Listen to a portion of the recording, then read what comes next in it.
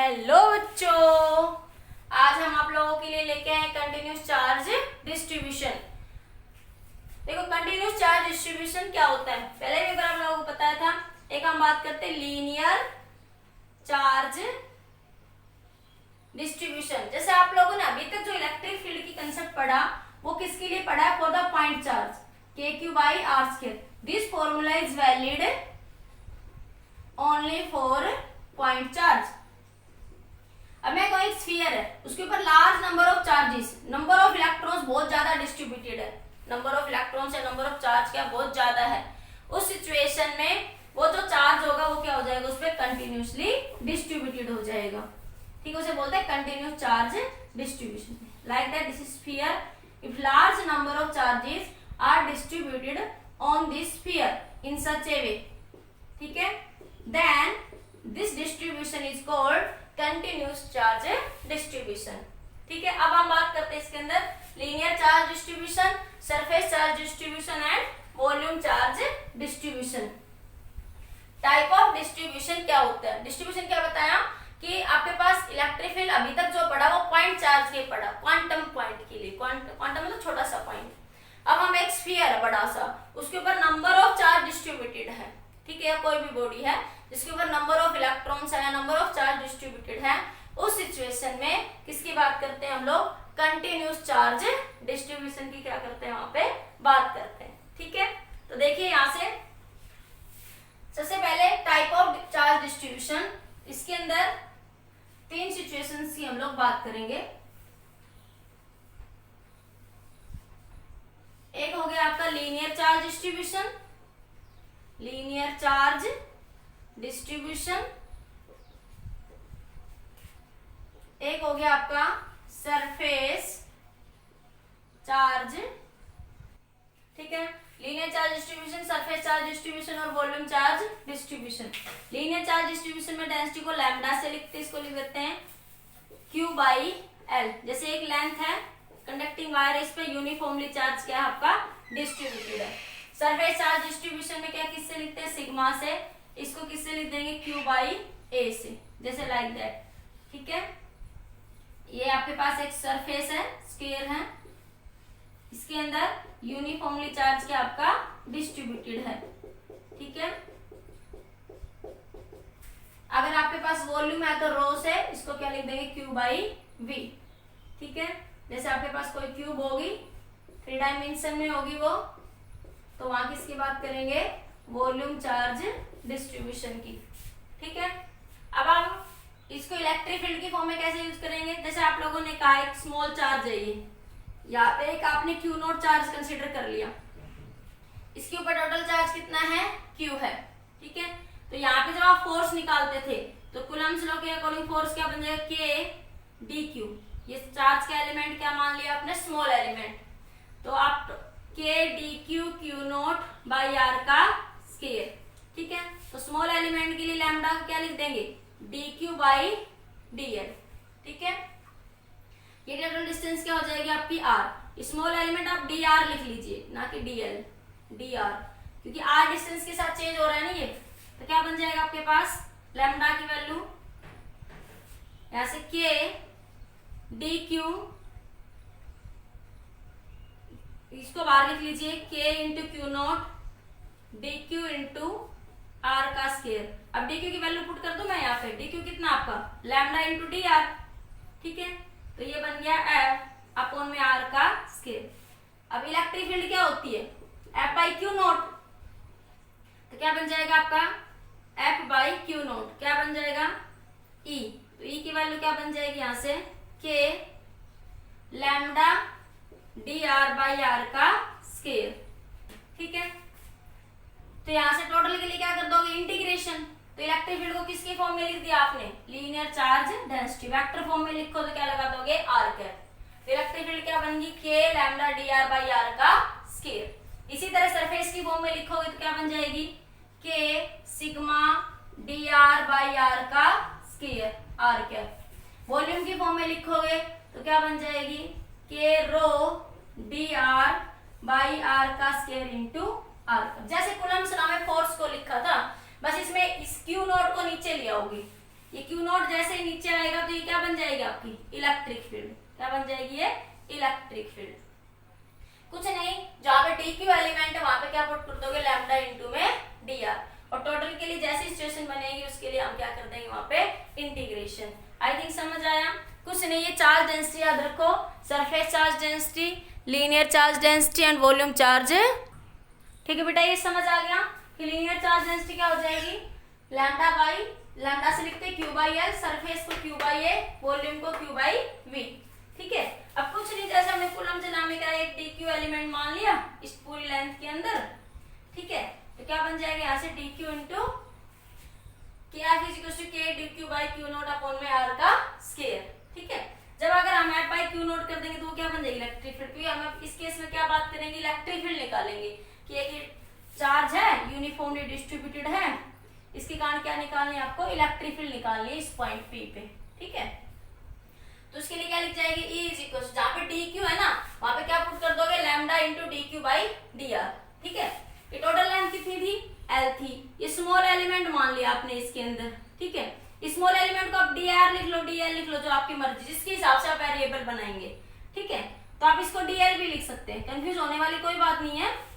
आप इसको D R element मान लो, आप टोटल लेंथ L माननी है तो स्मॉल एलिमेंट क्या बन गया? D L. जनरली हम ऐसा ही लिखते हैं। ठीक है, तो क्या बन गया? K into lambda D L by R का स्क्वायर इंटू आर कैप। इसी तरह सरफेस में मानेंगे तो ये बन जाएगा आपके पास कि के इंटू सिग्मा डी आर, जो भी स्मॉल एलिमेंट आपने डी आर मान लिया तो sigma into D R by R square. इस तरीके से हम अलग अलग केस में इसको लिख लेंगे। ठीक है, तो बस यही ध्यान रखना, मेनली बेसिकली जो डिस्ट्रीब्यूशन होगा चार्ज का तो वहां पे surface charge density, linear charge density और वॉल्यूम चार्ज डेंसिटी का कंसेप्ट क्या करेंगे? यूज करेंगे। अब एक एग्जांपल डिस्कस करते हैं हम लोग। देखिए, एग्जांपल है आपका,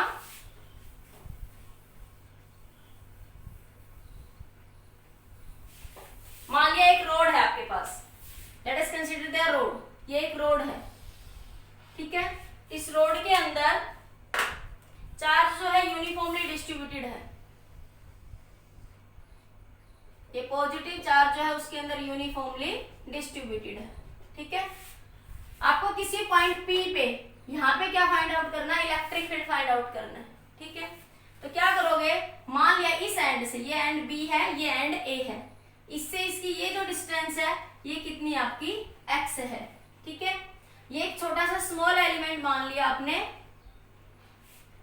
यहाँ पे, जिसपे चार्ज कितना आपका dq। क्या करेंगे?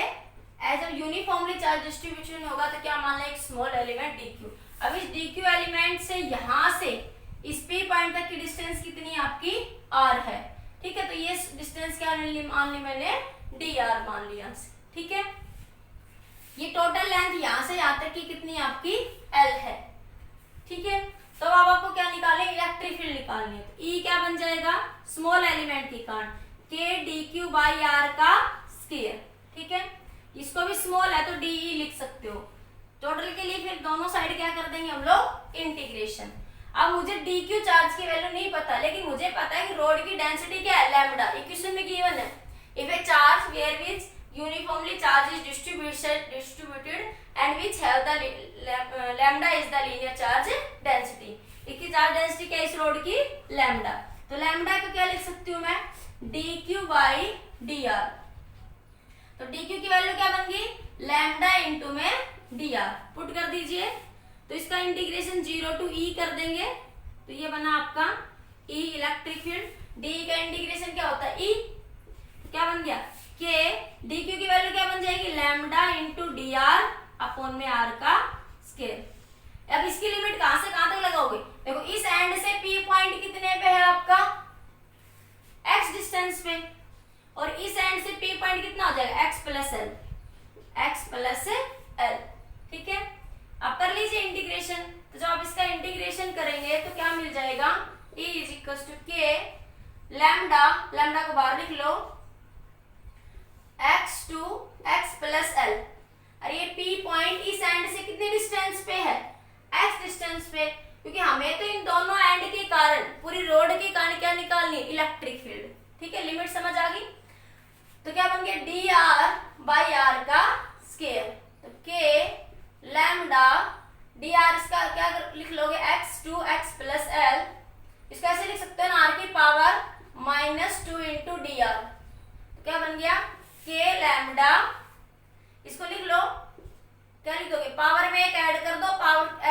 पावर नीचे लिख दो, इसका 0 x to x plus L क्या कर दो इंटीग्रेशन। तो क्या मिलेगा यहां से आपको, ये क्या बन जाएगा, ये k is equal to lambda into, ये माइनस बार लिख दो या अंदर ही लिख लो, अभी माइनस बार आ गया तो r की 1/r limit x to x plus L.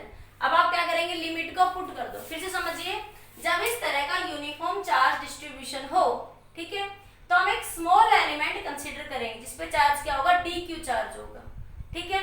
इस p पॉइंट तक की उस dq चार्ज की डिस्टेंस कितनी आपकी r है, ठीक है। तो क्या बन गया, lambda is equal to dq by dr, ठीक है। क्योंकि ये डिस्टेंस यहाँ से यहाँ तक की कितनी r, तो ये मैं इसको क्या कर दूं थोड़ी देर के लिए dr कह देती हूँ मैं, ठीक है। तो अब आपके पास, क्योंकि वेरिएबल मेरा यहाँ पे r ही बनेगा, ठीक है, वेरिएबल क्या बन जाएगा मेरे यहाँ पे r। तो lambda k dq by r square, तो lambda into dr by r का स्क्वायर। जब आप इसका इंटीग्रेशन करेंगे, आपने लिमिट ले लिया x से, ये टोटल डिस्टेंस कितनी अब आपकी x प्लस l, ठीक है। तो क्या बन जाएगा, r के पावर -2 इंटू dr। जब आप इसका लिमिट लगा के सोल्व करेंगे तो क्या बन जाएगा यहाँ से, ये आपका, जब आप इसको यहाँ से सोल्व करेंगे तो बन जाएगा ये माइनस के lambda upper limit x plus L minus lower limit 1/x। ये माइनस है ना अंदर, इसको बाहर ले जाओ, अंदर ले जाओ, के lambda 1/x minus x plus L. अरे इस माइनस को जो आप अंदर ले जाएंगे, ये माइनस हो जाएगा और ये आपका प्लस हो जाएगा। तो के लैम्डा, एलसीएम ले लो, x into x plus L, x plus L minus x, x से एक्स कैंसिल, तो क्या मिला, के लैम्डा एल अपॉन में x into x plus L, ठीक है। तो ये क्या आ जाएगा आपका आंसर आ जाएगा। समझ आया? देखो यूनिफॉर्म चार्ज डिस्ट्रीब्यूशन था इस रोड पे, तो यूनिफॉर्म डिस्ट्रीब्यूशन था तो मैंने किस तरीके से सोल्व करा, एक पॉइंट चार्ज को कंसीडर कर लिया, किसी भी पॉइंट पी पॉइंट पे इलेक्ट्रिक फील्ड पूछ रहा था। जैसे ये एक रोड है, ठीक है, इस रोड के कारण इस पॉइंट, मेरी उंगली जहां, इस मार्कर के कारण इस उंगली पे इलेक्ट्रिक फील्ड पूछ रहा है, ठीक है। मार्कर क्या है, मान लिया आप चार्ज रोड है, ठीक है। तो क्या मान लेंगे, इसके ऊपर एक छोटा सा एलिमेंट मान लेंगे और इसके कारण यहाँ पे इलेक्ट्रिक फील्ड क्या कर लेंगे, कंसीडर निकाल लेंगे, ठीक है। ये समझ आ गया, लिमिट ले ली मैंने। लिमिट कहाँ से, इस पॉइंट से पी पॉइंट कितनी डिस्टेंस पे है, x डिस्टेंस पे, और a एंड से p पॉइंट कितनी डिस्टेंस पे, x प्लस l पे। तो लिमिट क्या ले लोगे, x to x plus l। समझ आ गया, क्लियर। नेक्स्ट क्वेश्चन में आ जाते हैं आप लोग। आपके पास क्या है, एक रिंग है, this is your ring and on the ring positive charge is uniformly distributed and on the ring positive charge is distributed uniformly. On the ring positive charge is distributed half semi circular ring है। कैसे ring है, semi circular ring, semi circular ring, ठीक है। अब आपने क्या करा, एक छोटा सा ऐसे पूछ रहा है find electric field at the centre of the ring, ठीक है। रिंग के सेंटर में पूछ रहा है आपसे इलेक्ट्रिक फील्ड की वैल्यू क्या होगी। देखिए बेटा, अब ऐसे जो यूनिफॉर्मली डिस्ट्रीब्यूटेड है, ठीक है, चार्ज, तो देखो नंबर ऑफ dq एलिमेंट्स बने हुए हैं, तो क्या मान लूंगी मैं, एक छोटा सा एलिमेंट कंसीडर कर लूंगी, ठीक है। ये dl एलिमेंट मैंने यहाँ पे कंसीडर कर लिया, ठीक है। अब इसके कारण इस पॉइंट P पे, ये सेंटर है, सेंटर पे इलेक्ट्रिक फील्ड पूछ रहा है, ये एक छोटा सा आपने एलिमेंट यहाँ पे बना लिया, ठीक है, जिसका एंगल क्या बना रहा है, d थीटा, और यहाँ से एंगल क्या मान लिया आपने, थीटा, ठीक है। अगर ये पॉजिटिव चार्ज है ना, तो एक ऐसे यहाँ पे ऐसे समझो, ये पॉजिटिव चार्ज है, इसके कारण मैं यहाँ इलेक्ट्रिक फील्ड निकालूंगी, तो ऐसे आएगी ना आउटवर्ड, इस डायरेक्शन में आउटवर्ड, तो ये इस डायरेक्शन में आउटवर्ड इलेक्ट्रिक फील्ड बन जाएगी। स्मॉल एलिमेंट है तो स्मॉल एलिमेंट के लिए क्या लिख दोगे, DE, स्मॉल एलिमेंट के लिए क्या लिख दोगे, DE। समझ आ गया इतना। अब इसके देखो कितने कंपोनेंट बनेंगे, इसके अब देखो एक कंपोनेंट इधर आएगा। जब ये एंगल थीटा है तो ये एंगल भी क्या बनेगा, थीटा। तो इसका एक कंपोनेंट इधर आया, वो क्या बना, DE साइन थीटा। इसका एक कंपोनेंट जो इधर होगा वो क्या बनेगा, DE कोस थीटा। अरे सिमिलरली देखो, जैसे ये कहते हैं ये वेक्टर A है, ये एंगल थीटा बना, तो थीटा के साथ बनने वाला कंपोनेंट क्या होता है, A कोस थीटा, और तो उसकी दूसरी साइड वाला क्या बन जाता है, A साइन थीटा। क्योंकि अगर ये है तो ये भी तो क्या होगा, A साइन थीटा। भाई पाइथागोरस थ्योरम निकाल के देख लो चाहिए। जैसे इसको मैं x कह दूं तो x बाई a क्या बना, कोस थीटा। तो x की वैल्यू क्या बनेगी, a कोस थीटा। तो डायरेक्ट याद रख लिया करो, जिसके साथ थीटा बनेगा वो वाला कंपोनेंट कोस, और उसके अपोजिट वाला कैसा हो जाएगा, आपका साइन हो जाएगा। ठीक है, अब ये बात समझ आ गई, इसके कारण क्लियर होगी। दूसरा एंड भी लेना चाहो तो ले लो, बाकी आप अगर लिमिट देख लेना, लिमिट आप कहां से कहां तक लगा रहे हो। लिमिट 0 से पाई लो तो क्या बन जाएगा, DE साइन थीटा। अगर लिमिट को चेंज करो तो इधर वाला भी ले लो एक बार। जैसे मान लो इधर भी मान तो एक एलिमेंट, ठीक है, ये इधर भी एक एलिमेंट कंसीडर कर लिया मैंने, जिसका ये एंगल कितना आपका D थीटा, और ये एंगल कितना आपका थीटा। अब इसके कारण भी इलेक्ट्रिक फील्ड इधर होगी DE, ठीक है। अब जब ये एंगल थीटा है तो ये वाला एंगल भी क्या हो जाएगा, थीटा। तो ये वाला कंपोनेंट क्या बना, DE कोस थीटा, और ये वाला कंपोनेंट क्या बन जाएगा, DE साइन थीटा। बोलो इतनी बात समझ आ गई सबको, ठीक है। तो resultant DE cos theta component, DE cos theta component equal and opposite, equal and opposite, so cancel. तो ये क्या हो जाएंगे आपके, कैंसिल हो जाएंगे, ठीक है।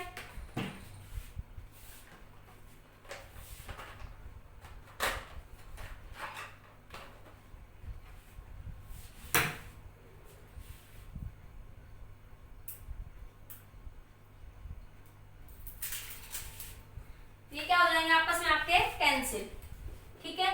तो इनके कारण, तो इन कंपोनेंट्स के कारण तो कोई भी इलेक्ट्रिक फील्ड यहाँ पे एग्जिस्ट आपकी नहीं करेगी। तो किसके कारण एग्जिस्ट करेगी, DE साइन थीटा के कारण। तो टोटल इलेक्ट्रिक फील्ड किस कंपोनेंट के कारण होगी, DE साइन थीटा।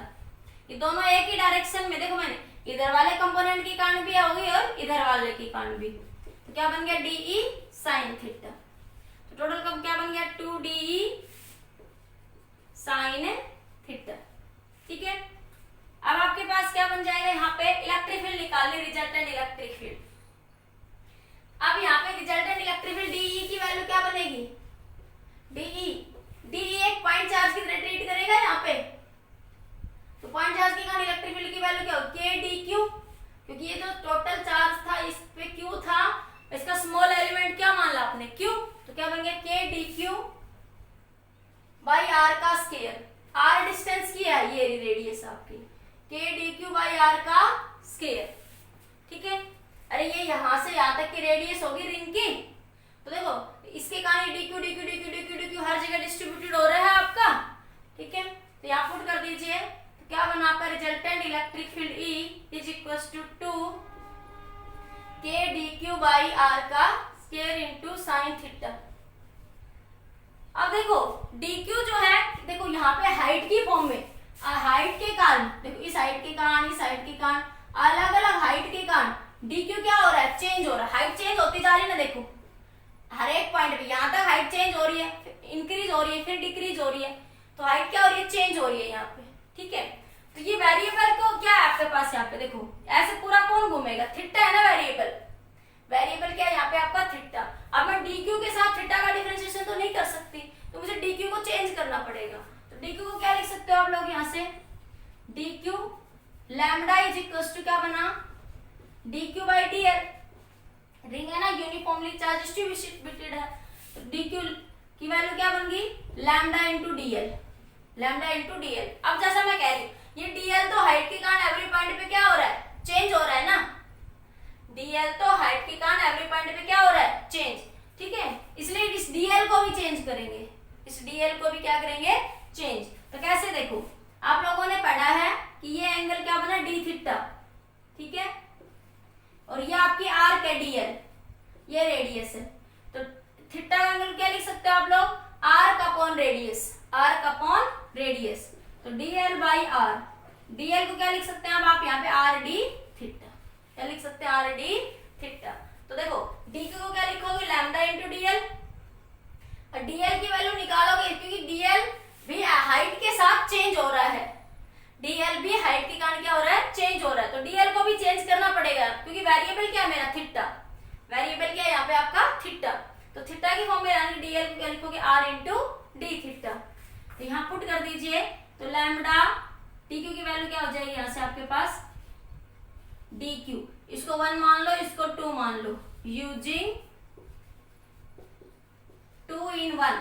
तो क्या बना, dq is equal to lambda, dl की वैल्यू r d थीटा। फिर से समझ लीजिए क्वेश्चन को।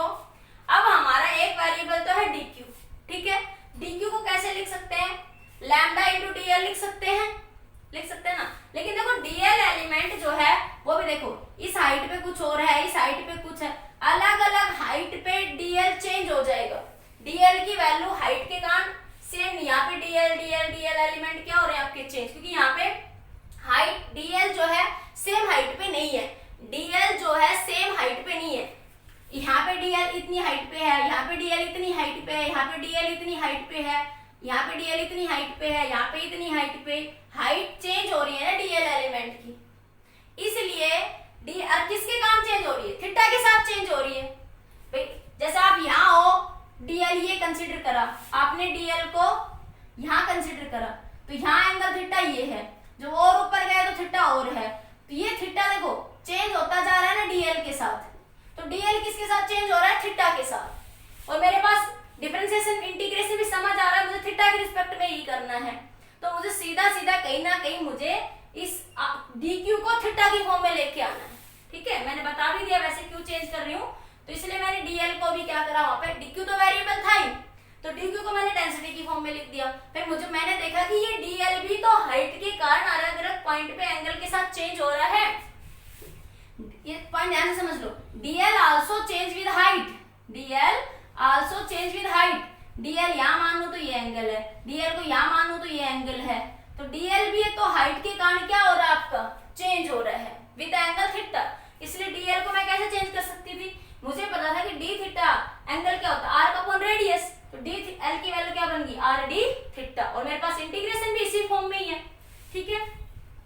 तो अब इसका जब आप इंटीग्रेशन करेंगे तो क्या मिलेगा बेटा, यहाँ से e की वैल्यू क्या बन जाएगी, e is equal to 2 k dq, k dq की वैल्यू क्या है, इसको नंबर p कह दो, इसको इक्वेशन p कह दो, इसको इक्वेशन r कह दो, यूजिंग द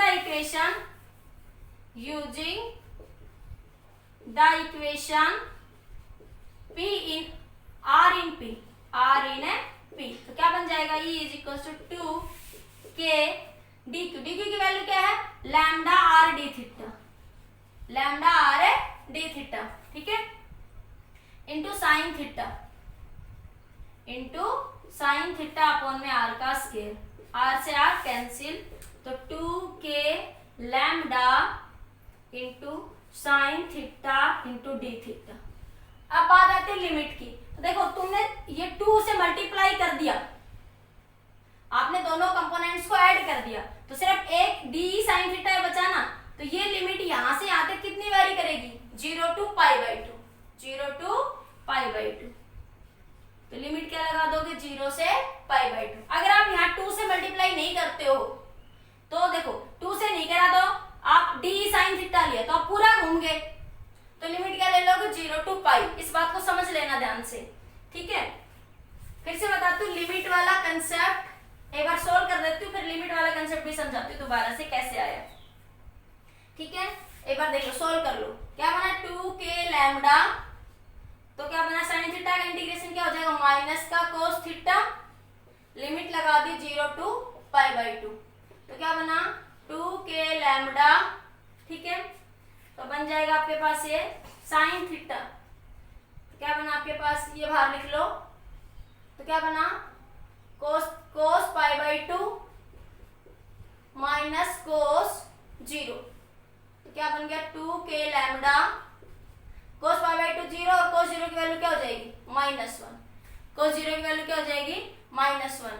ठीक है, ये नीचे एक r बचा हुआ है, ये r भी है नीचे, देखो r स्क्वायर था ना तो एक r बचा हुआ है नीचे, ये r आएगा नीचे। ठीक है, ये माइनस माइनस प्लस तो क्या बन जाएगा 2k लैम्डा बाई r। ठीक है, अब देखो लिमिट क्या आई value 2k lambda by r, इसको खोल लोगे तो k को क्या लिख सकते हो 1/4 pi epsilon not into lambda by r। 2 से 2 कैंसिल तो लैम्डा अपॉन में 2 पाई एप्सिलॉन नॉट इनटू में r, that is your electric field. फिर से समझिए क्वेश्चन को, मैं फिर बताती हूँ आप लोगों को। अगर आप यहाँ पे 2 से मल्टीप्लाई नहीं करते हो, ठीक है, जैसे मैंने दो कंपोनेंट है D cosine theta D sine theta, ठीक है, तो देखो ये डी साइन थीटा, एक डी साइन थीटा एक डी साइन थीटा तो इतने पार्ट के लिए था, एक डी साइन थीटा इतने पार्ट के लिए था। मैंने दोनों को ऐड करके 2 से मल्टीप्लाई करा तो मेरे पास डी साइन थीटा ही तो बचा ना वेरिएबल। डी साइन थीटा एक कंपोनेंट 0 से पाई बाई 2 तक ही बचा ना, क्योंकि ये एंगल रिंग में, ये जो एंगल है ये रिंग में यहां से यहां तक तो वेरी करा तो ये एंगल कितना बना 90 तो बना ना। ठीक है, लेकिन अगर आप मान ली इसको भी ना कंसीडर करना चाहो, ये क्वेश्चन सॉल्व हो चुका है। अब मैं बताती हूँ तुम डिफरेंट वे से कंफ्यूज कैसे कैसे हो सकते हो।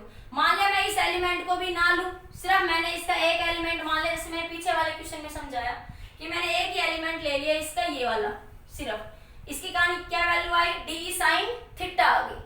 ठीक है, मैंने इधर वाले को कंसीडर नहीं करा, एक छोटा सा एलिमेंट मान लिया पूरी रिंग में और उसके कारण क्या करे आपको सोल्व करा। तो देखिए सेकंड तरीका, देखिए सेकंड मेथड, सेकंड मेथड में देखिए सेकंड मेथड।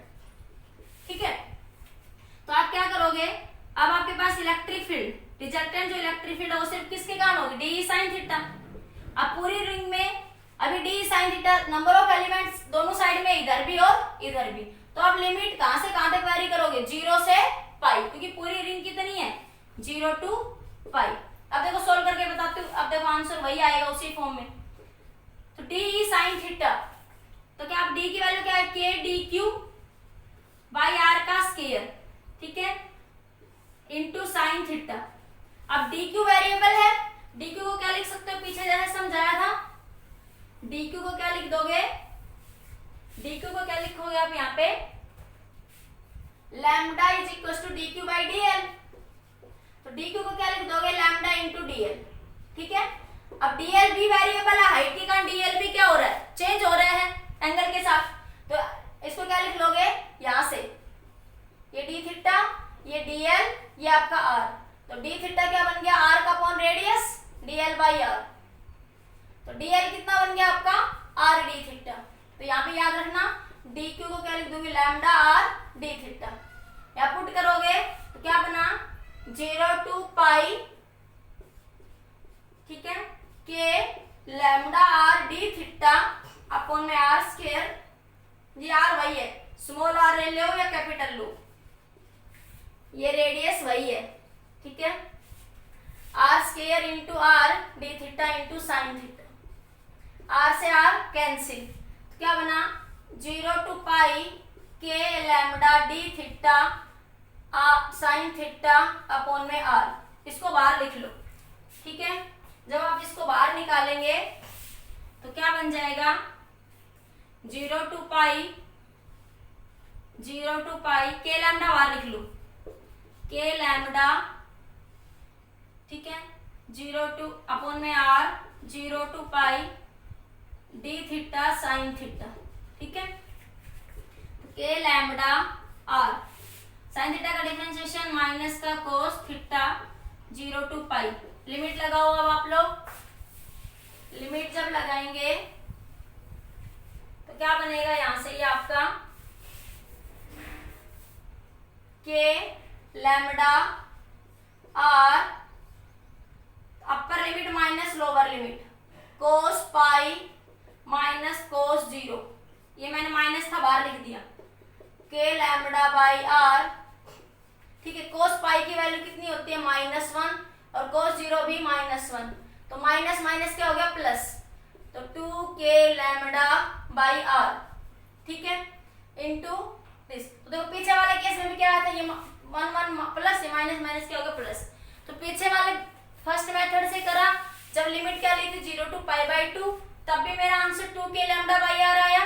जब मैंने लिमिट 0 to π ली तब भी आंसर क्या आया 2k λ/r। अब मैं फिर से बता रही हूँ, इस लिमिट में डाउट मत रखना मैं कैसे ले रही हूँ, बहुत इंपॉर्टेंट पॉइंट है। अगर आप सिर्फ इस एंगल, इस पॉइंट को मान रहे हो तो देखो ये d को आप इधर मानो, एक सिंगल मान लिया आपने, ठीक है। तो आपने क्या करा, लिमिट आप भाई टोटल रिंग कितने एंगल पे वेरी कर सकती है 0 to π, रिंग तो एंगल 0 से π ही बना सकती है ना। This is the angle 180 degree, ठीक है। अब अगर तुमने क्या करा, इतने से पार्ट का एक कंपोनेंट ले लिया, इतने से पार्ट का भी एक कंपोनेंट मान लिया था पीछे, ठीक है। तो उन दोनों कंपोनेंट्स को आपस में क्या कर दिया आपने, ऐड कर दिया, ठीक है। तो ऐड कर दिया, तो अब सिर्फ इतने से पार्ट का ही तो वेरिएशन बचा d sin थीटा, क्योंकि तुम 2 से इस वाले के कारण 2 से मल्टीप्लाई कर चुके हो ऑलरेडी, तो वो लिख दिया 2d sin थीटा। तब लिमिट क्या लोगे, सिर्फ 0 to π/2, क्या लोगे 0 to π/2, क्योंकि तुमने d sin theta d sin दोनों को ऐड कर दिया। तो d sin थीटा तो एक ही साइड का कंपोनेंट बचा हुआ आपका, क्लियर। तो आप जब दोनों को दो बार लिख चुके, देखो हाफ और हाफ, इसके कारण दोनों के कारण ऐड कर दिया ना, ऐड कर दिया तो लिमिट सिर्फ इतनी ही तो वैरी करेगी यहां से यहां तक। तब लिमिट क्या ले लोगे 0 to π/2। सीधी सी बात, अगर 2 से मल्टीप्लाई कर रहे हो तो लिमिट क्या ले लोगे 0 to π/2, ठीक है। या आप इसको तोड़ के ऐसे भी लिख सकते हो यहीं पे, जैसे मैं ऐसे कहूं de sin थीटा, ठीक है, प्लस de sin थीटा था ना पीछे वाले केस में। देखो एक के कारण d sin थीटा, इस दूसरे के कारण भी क्या है d sin थीटा, तो d sin theta d sin theta, तो 0 to π/2 0 to π/2 अलग अलग इंटीग्रेट कर लो। इस ये वाला d sin थीटा यहाँ तक था 0 to π/2, यहाँ से ये भी कितना हो गया π/2 to 0, ठीक है। तो इसको लिमिट लगा दो π/2 to 0, तो आंसर सेम आएगा आपका, आंसर में वहां पे चेंजेस नहीं होंगे। क्लियर हुई बात।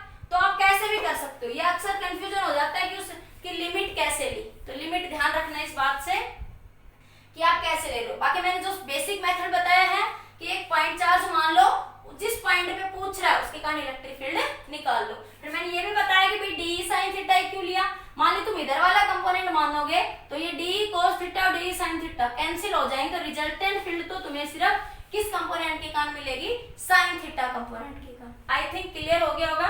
लिमिट का ध्यान रखना, ठीक है। अगर आप 2 से मल्टीप्लाई कर दोगे तो 0 to π/2 लो, और भाई नहीं भी लो तो अलग अलग कंसिडर कर लो। d sin थीटा एक कंपोनेंट एक साइड का हो गया, और d sin थीटा एक कंपोनेंट आपका दूसरी साइड का हो गया, ठीक है। इसमें भी वेरिएशन 0 to π/2 होगा, इस साइड से बात करूं उसमें भी वेरिएशन कहां से कहां तक हो जाएगा 0 to π/2। दोनों को आपस में क्या करोगे, ऐड करोगे तो आंसर सेम आएगा। करके देख लेना थर्ड मेथड अपना, ठीक है।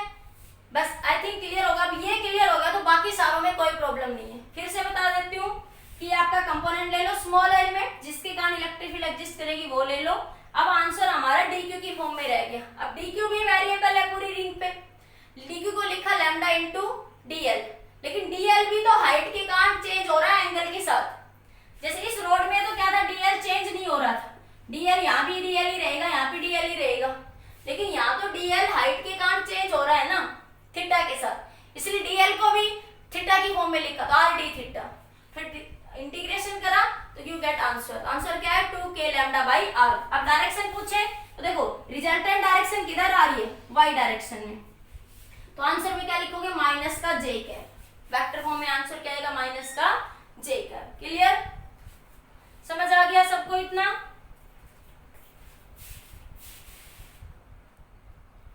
ठीक है, आज के लिए अभी इतना ही। अगले वीडियो में हम इसी पे बेस्ड न्यूमेरिकल्स और डिस्कस करेंगे, इसी कंसेप्ट से कि डिस्ट्रीब्यूशन ऑफ द चार्ज पे बेस्ड न्यूमेरिकल क्या करेंगे, डिस्कस करेंगे।